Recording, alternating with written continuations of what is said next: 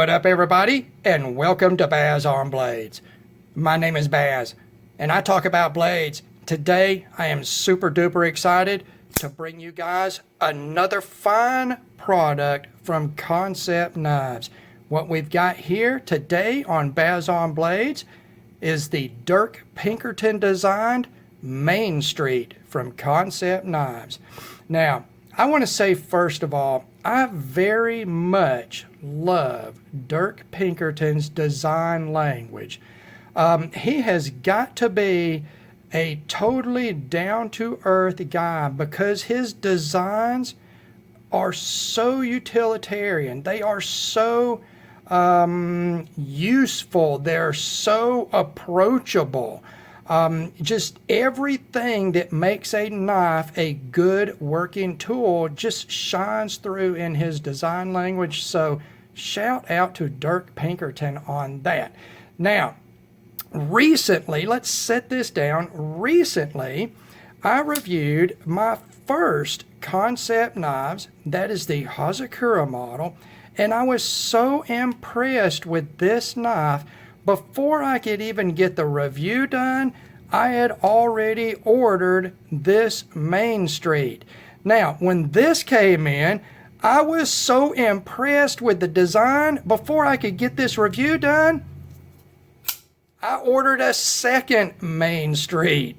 So, we've got one in micarta, we've got one in G10. They are basically two generations of this knife, and we will go into the differences later on. But I want to talk to you first about how good of a deal this knife is. And I want to give a shout out, another one, to my boy Justin over at White Mountain Knives, where I purchased all three of these Kansept knives. I love doing business with Justin. You know, we don't have any business arrangement. I don't deal, I'm not getting any money from him or perks or anything like that. I've never even spoken to him in person, but he's so easy to deal with. He offers the knife world the 10% discount codes. It's just an easy business to work with, and I really appreciate getting a great price on a knife and it just being an easy transaction. So check out White Mountain Knives. Now, we're going to talk about price very quickly. The micarta version of this is $82.60 with a 10% discount code. That's $74.34. And then the G10 version is $80, and then with a discount, that is $72. And you are going to find that is a very, very fair price once we get into materials, the quality, fit and finish, action, everything on this knife. I think you will end up just as impressed as a Baz on Blades is. Now, let's knock out the numbers. This is a full-size knife. We'll do the numbers, and then I'll bring out an industry standard to do a size comparison. You're looking at a 3.4-inch blade length. That's 8.5 centimeters. Blade stock thickness, 125 thousandths of an inch, or 3.2 millimeters. Your blade width, 1.25 inches, or 32.5 millimeters.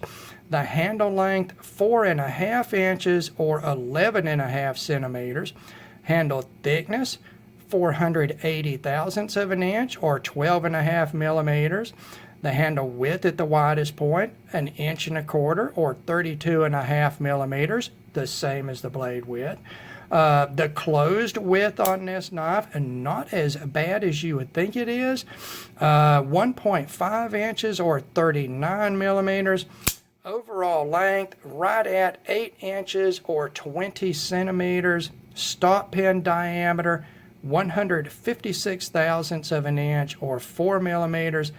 Behind the edge thickness on the secondary grind of this blade, 15 thousandths of an inch, or 0.38 millimeters, so very slicey. The handle to blade ratio, an excellent 0.77, and the weight, an easy to carry 3.9 ounces or 111 grams.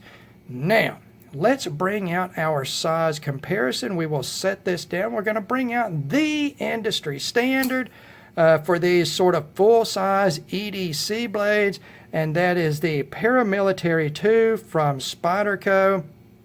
And now the aspect ratio is going to throw this off a little bit. Blade length-wise, they are the same. Both feature a 3.4-inch blade length.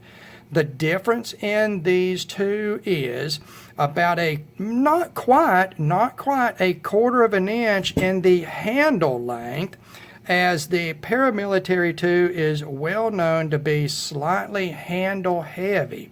So you are getting the same blade length and just a slightly, not quite a quarter of an inch maybe, shorter package with the Main Street. I think that's an excellent, better. It's better than the Paramilitary 2 as far as the handle to blade ratio, but that comparison will tell you everything you need to know about the size of this knife. You can see in my medium large hands here, or hand, just one hand, with a large hand size, medium length fingers. It's a full-size EDC knife, and it's just very, very much in that sweet spot that is so popular for a good reason. This size works for a very broad range of hand sizes. It's big enough to be a real tool, to have some heft to it, and it's big enough to hold on to and control as you're putting some force into a cut. I cannot say enough about just how perfectly sized this knife is as a cutting tool. Now, let's get into material. The material is going to be the same between both the examples I have here. All right, so for your blade steel, we are in 154 cm. That is a premium stainless blade steel. At one time, not very long ago, 154 cm was the premium blade steel as far as stainless steel goes. All the top brands featured 154 cm, and it was a beloved knife steel. I love 154 cm. You will typically see it rock weld in the 58 to 61 range. It is high carbon, high chromium. It has a nominal amount of vanadium in it, mostly for grain structure refinement. What you get out of 154 cm is good to very good edge retention. It has good wear resistance. Impact resistance or toughness is very good, and corrosion resistance is good. It has been, 154 cm has been displaced by more modern alloyed stainless steels, but that does not detract from the fact that at one time it was the premium high-end, high-performance stainless steel in the whole knife world. It is still one of my favorite steels to use for a knife blade. It is fairly easy to resharpen. It has good edge retention, decent corrosion resistance, and good impact resistance. Just all around a fantastic performer. And at 15 thousandths behind the edge thickness, this is a very, very slicey blade in a very, very decent performance stainless steel. Now, onto the handle material, you can see we've got micarta here, a beautiful brown micarta. We've got black hardware on it. It is stainless hardware. These knives do feature a milled titanium pocket clip, a nice premium addition there. Again, this knife you can get it out the door at White Mountain Knives for less than $75. 154 cm. Wonderful looking micarta. Machine titanium pocket clip. These knives run on ceramic ball bearings. On the pivot has a ceramic detent, and the action is, forgive me for not being able to get a good angle on it here under the camera, but the action is fantastic and wonderfully dialed in. Material-wise, these are just awesome knives. Let's take a look at this one in G10. Of course, G10 instead of micarta, but you're still in 154 cm for your blade. You still have a machine titanium pocket clip. It is just a fantastic deal. In 2021, this is a fantastic deal. I'm very excited to see a company doing a quality product that they push material levels on. I'm very excited to see 154 cm coming into the budget arena. Now, it's going to be at the top end of the budget arena and probably the $75 to $100 price point. But just like other just like premium knives or mid-range knives, there are different price levels within those niches. And for a premium blade, which I consider to be in the $50 to $100 price point, generally, these at the top end, I'm very much enjoying seeing this steel come in. I'm very much enjoying seeing something like a milled titanium pocket clip, this beautiful micarta here, or the purple G10, ceramic bearings. It's a fabulous deal on this knife. Now, let's go into fit and finish, and I will tell you right now, it's fantastic. It is fantastic. Kansept is doing just as good a product as Civivi, as a Best Tech, as any of these premium budget knives coming out of China. I can find zero issues in this example. Zero issues. There's no fit and finish issues in the blade. The grinds are superbly done. Superbly done. And I'm going to show you something in the G10 example, and the reason that it shows up so much to me is this very straight Wharncliffe edge profile.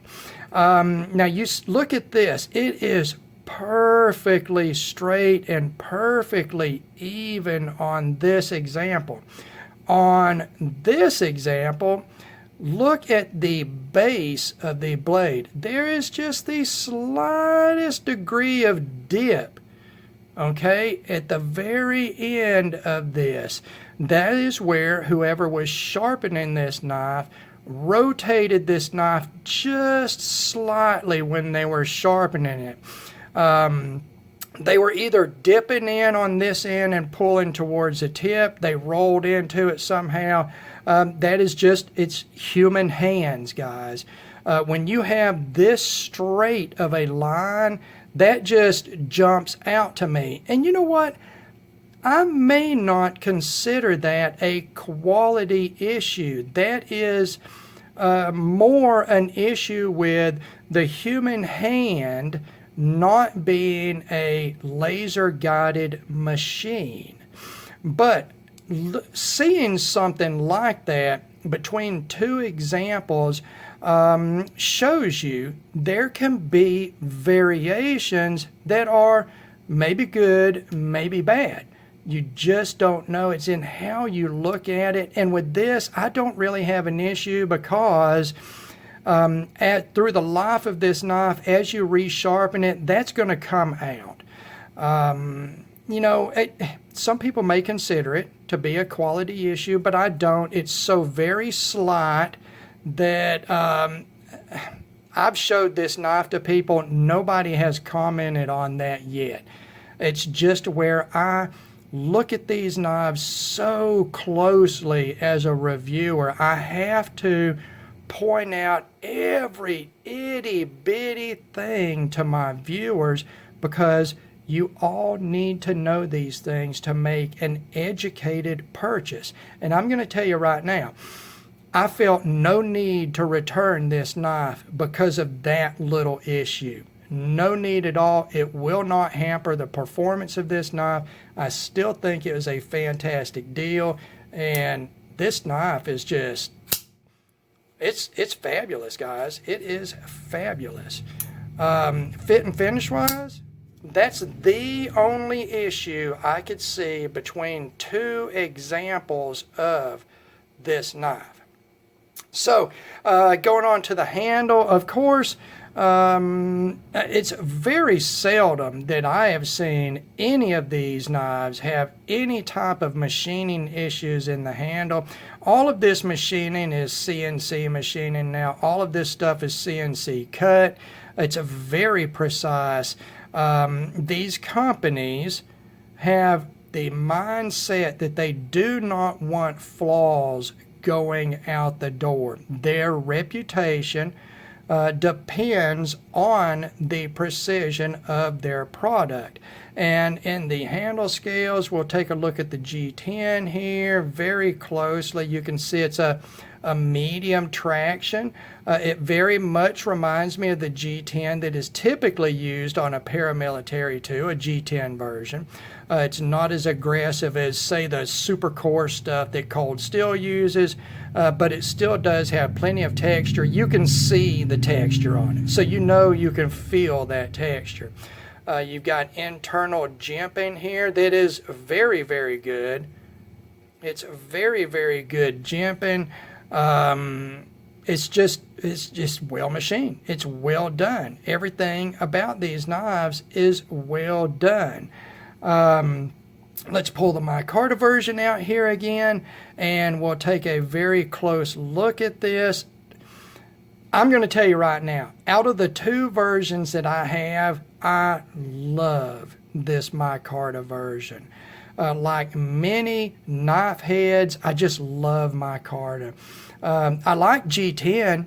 G10 is a great material. I have zero issues with it, but there is just something, a perceived, maybe a slightly more premium feel and look to micarta. It's got so much character to it, and you can see the weave in that micarta. Now this micarta, unlike G10, it will absorb slight amounts of moisture, oil from your hands. It will patina over time. It'll darken up, and it will take on a look from your hands. And that is one of the great things about micarta. It grows with you.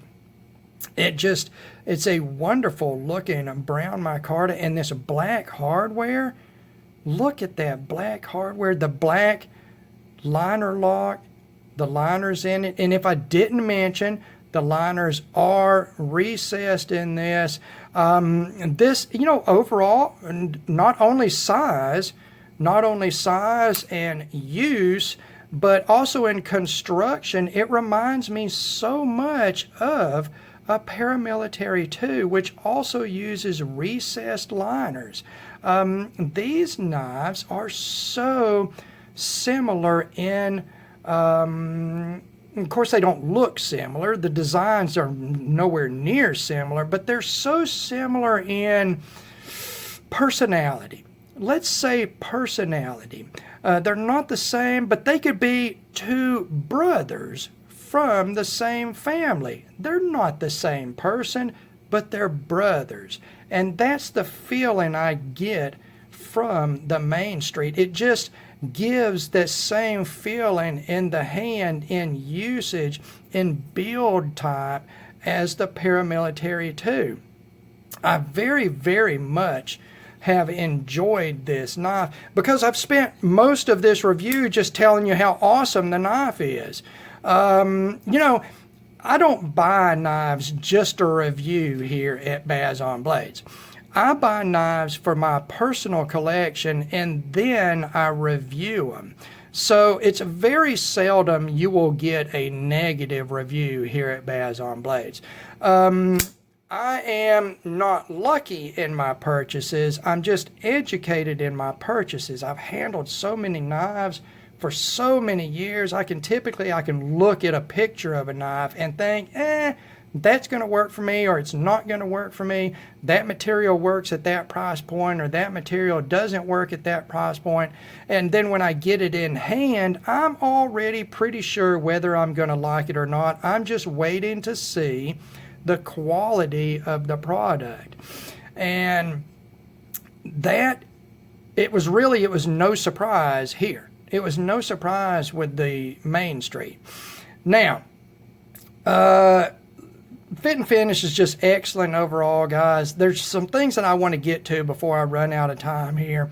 There are some changes between these knives. Now, this micarta is one of the earlier production versions, and it suffers the same issue that the other early production versions. Now, there is a small version of the Main Street.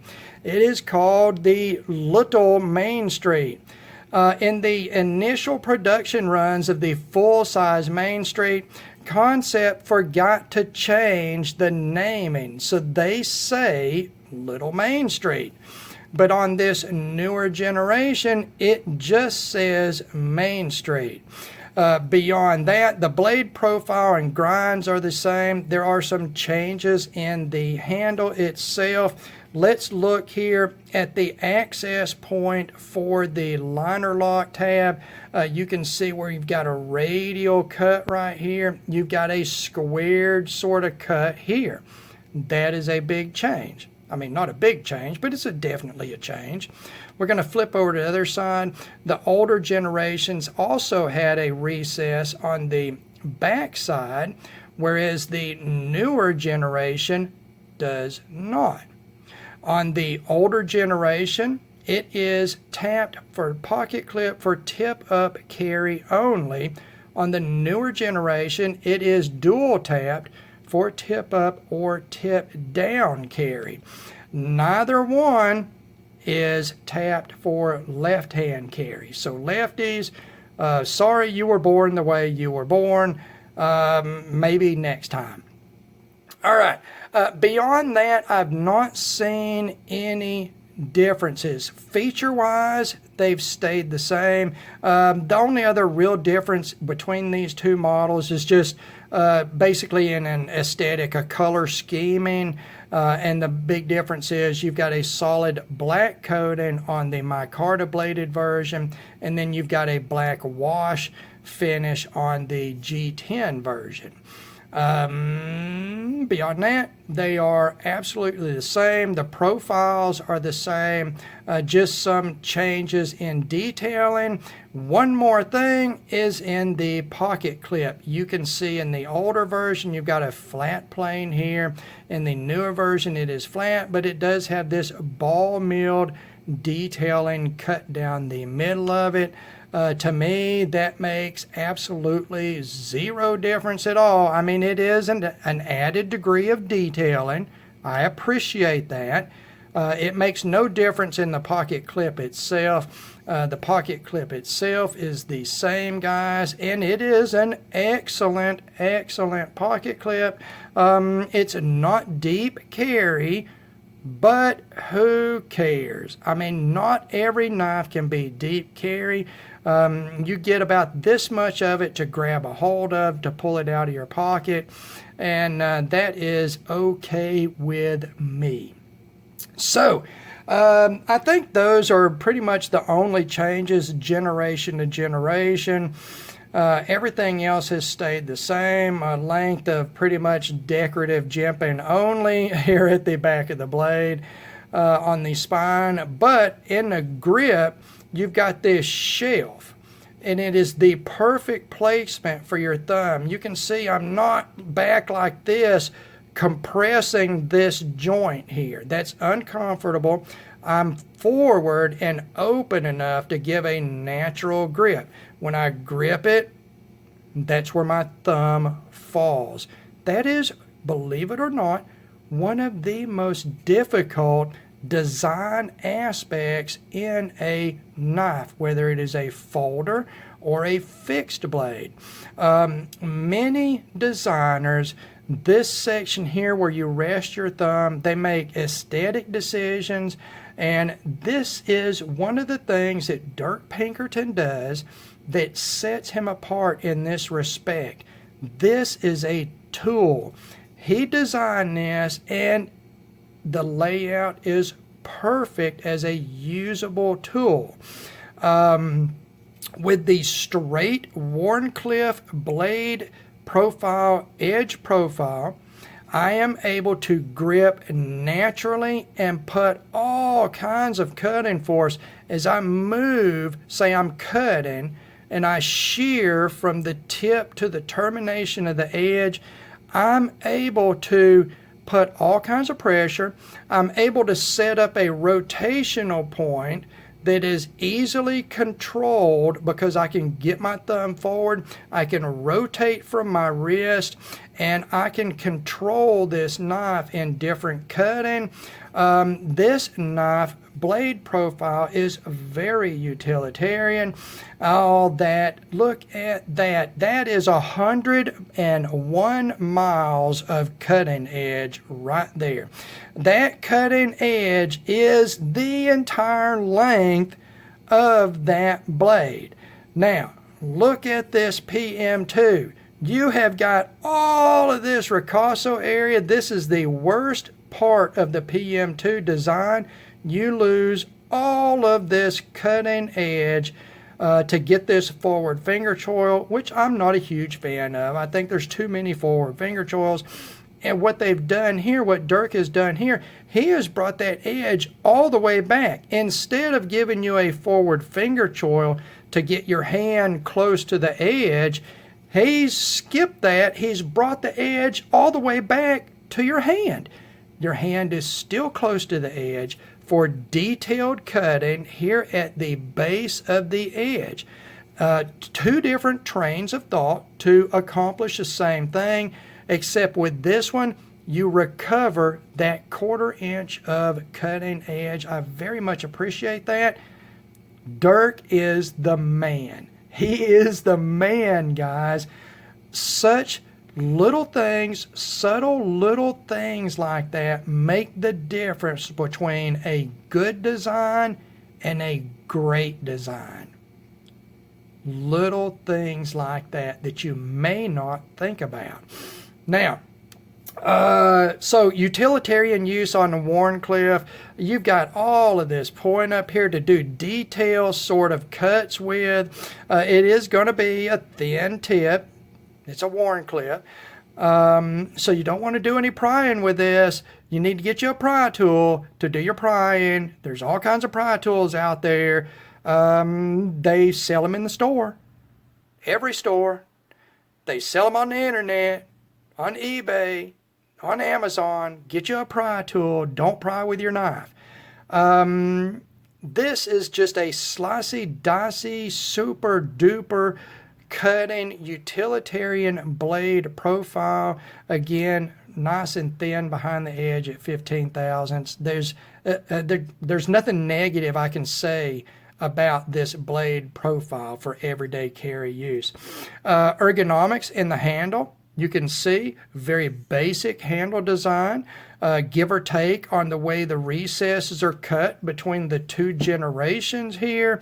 What you've got is a very basic open handle profile that will work for different sizes of hands. You don't have a bunch of goofy choils going on that sort of trap you into a certain grip. It's very comfortable in a forward grip. It's very comfortable in a reverse grip. The knife is not too thick. You can get up on it and pinch up on it if you want to get super duper detailed in your cutting. It's just, it's Dirk Pinkerton has designed a cutting tool here. It's not a fancy smancy piece of pocket jewelry. It is a cutting tool that just looks damn good. That's what it is, a cutting tool that just looks damn good in either version of this knife. Either version. Now, we did skip over some quality stuff here, some action stuff. Of course, you can see it's on bearings and all of that jazz. The centering, straight down the center. Let's bring the micarta out here. The centering is straight down the center, guys. The lockup on both of them is excellent. The action opening and closing is excellent. The placement of the thumb studs is about as good as thumb stud placement can get. It is overshadowing maybe that last quarter inch of the blade edge there, but as long as you're not through cutting on a material beyond this height, it won't be an issue. Beyond that, it's, thumb studs can get in the way. That's just part of having a knife with thumb studs, and it's easy to open. You can spidey flick it, you can thumb stud it, you can whatever 500 different ways of opening a knife that people that are into that kind of thing care about. I don't know. I'm not into that kind of thing. A knife is not an opening tool, it's a cutting tool. I'm just really, guys, I'm really impressed with this knife. And we've got to close this video out. So, Baz on Blades is going to recommend the Kansept Knives Dirk Pinkerton designed Main Street. I hope that I was able to show you everything about it. Good Lord, I've been talking for 31 minutes already. Sorry, guys. So, there you go. As always, thank you very much for taking the time to watch one of my videos. God bless all of you, and we will talk to you again.